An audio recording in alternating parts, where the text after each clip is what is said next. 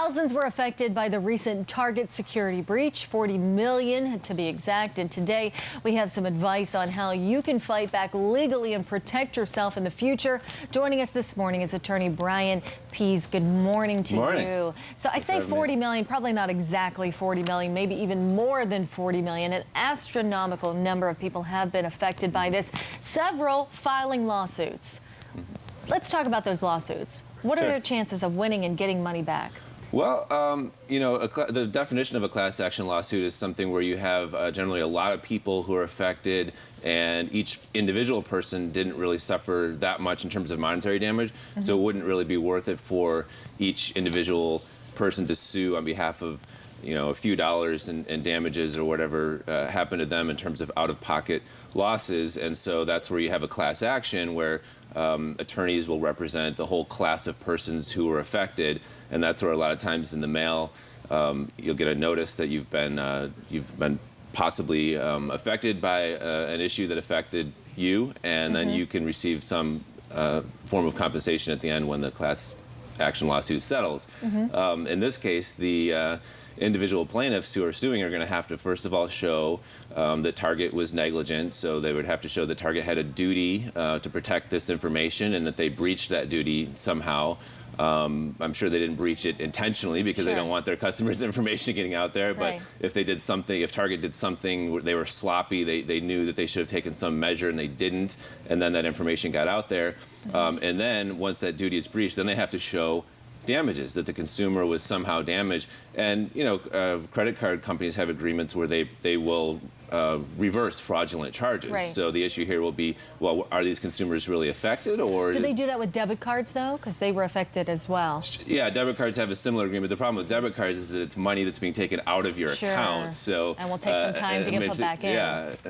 So in this case, if these consumers can show that they actually, and you know, the lawsuits seem to be alleging that in terms of lost time and taking extra efforts to protect their credit cards, that those are the damages that these consumers suffered. I think it's maybe a little bit of a stretch. I think this is something where, you know, I mean, class action lawsuits do serve a real role in our society in terms of holding corporations accountable and making sure that people aren't being ripped off by big companies. But in this case, Target didn't want this to happen. And this is something that, this is a security breach where this is a huge problem in this country with hackers and cybersecurity. And it's something where I think the government really needs to step up, and the federal government specifically.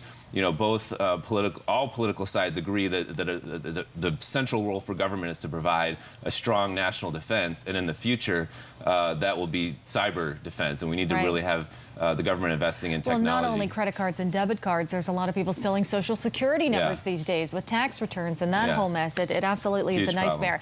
So what do people do if they've been affected? You mentioned the letters have gone out. I received an email. Now, I checked my account. I didn't see any unusual activity. But if something has been compromised, what do people do about that? What steps should they take? Oh, well, then that's just the standard thing. If you see a fraudulent charge on your credit card, I mean, people should check their statement every month. And if you see a charge that you don't recognize, then you can call up and you can dispute that charge. And generally, credit card companies will they'll check into it. And if the merchant can't verify that you made that charge, that you signed for that charge, then they'll reverse the charge. So there's generally pretty good protection for consumers for fraudulent charges.